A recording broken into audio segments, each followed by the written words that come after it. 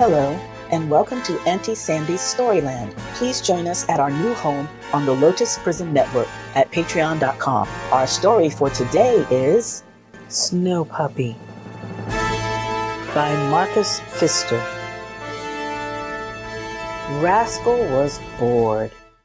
Sophie had gone into the city to shop with her parents, but Rascal had to stay home all by himself. It was just plain mean. Rascal plopped his chin on his paws. Then Rascal noticed something unusual outside the window. What was wrong with the sky? He jumped onto Dad's favorite chair and stood on his hind legs. White specks were floating down from the sky.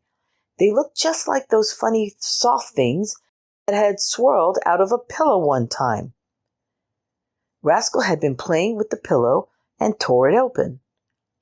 Then Sophie had chased after him, and Mom had chased after Sophie. It had been a lot of fun.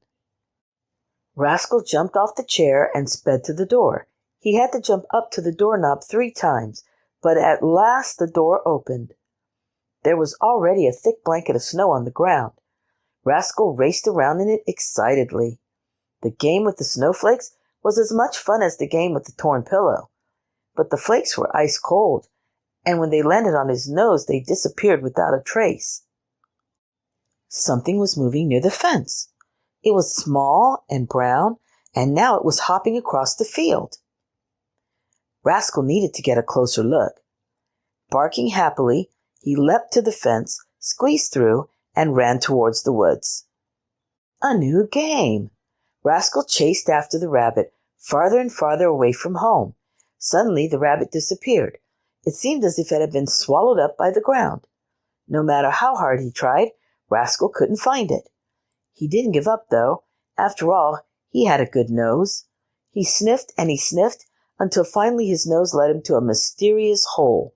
The rabbit must be hiding inside. Rascal pushed his nose into the hole, deeper and deeper, until his head got stuck. He kicked his legs, trying to free himself. The rabbit backed into the furthest corner of the hole. It looked terrified. Rascal barked. The more he tried to reassure the rabbit with his friendly barks, the more frightened the rabbit got. Finally, Rascal got his head free. He shook the dirt and snow from his fur. He wasn't so thrilled with the snow now. He was soaking wet and freezing cold, and he was hungry. He couldn't stop thinking about his food dish at home. But where was home? Rascal had no idea. There was a delicious smell in the air. It smelled just like bologna. Rascal followed the scent to a clearing. There he found a man sitting on a log eating a bologna sandwich. Rascal cautiously approached. "Come here, little dog. Don't be afraid," said the man in a deep, friendly voice. "You look hungry." He tossed a piece of bologna to Rascal, who swallowed it in one bite. "Come here," the man said again. A person with a bologna sandwich couldn't be all that bad. Rascal jumped onto the man's lap and cuddled up under his coat. "Poor thing," said the man. "You're shivering from the cold." He gave Rascal a bite of his sandwich. "Warm up.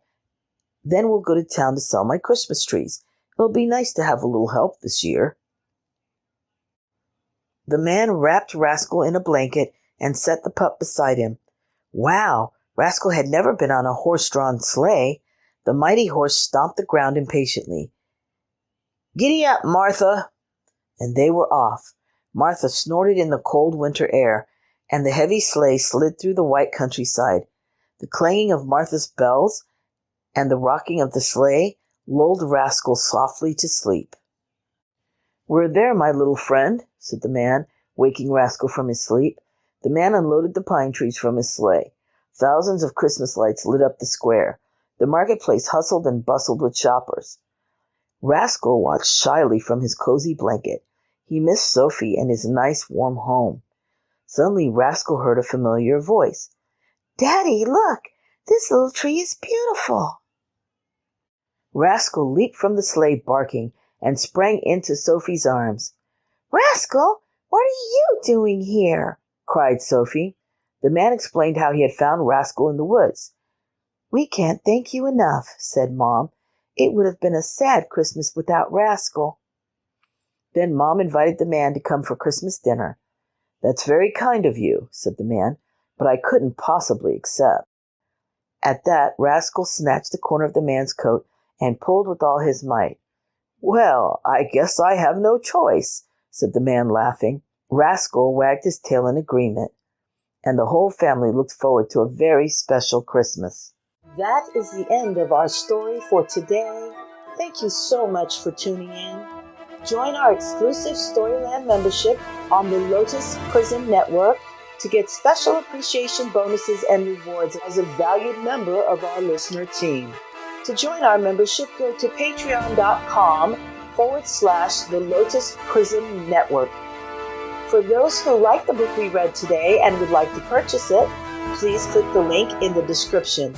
Follow our Facebook page so you can find us on all your favorite social media and share with your family and friends. Thank you for your support. We'll see you next time on Auntie Sandy's Storyland.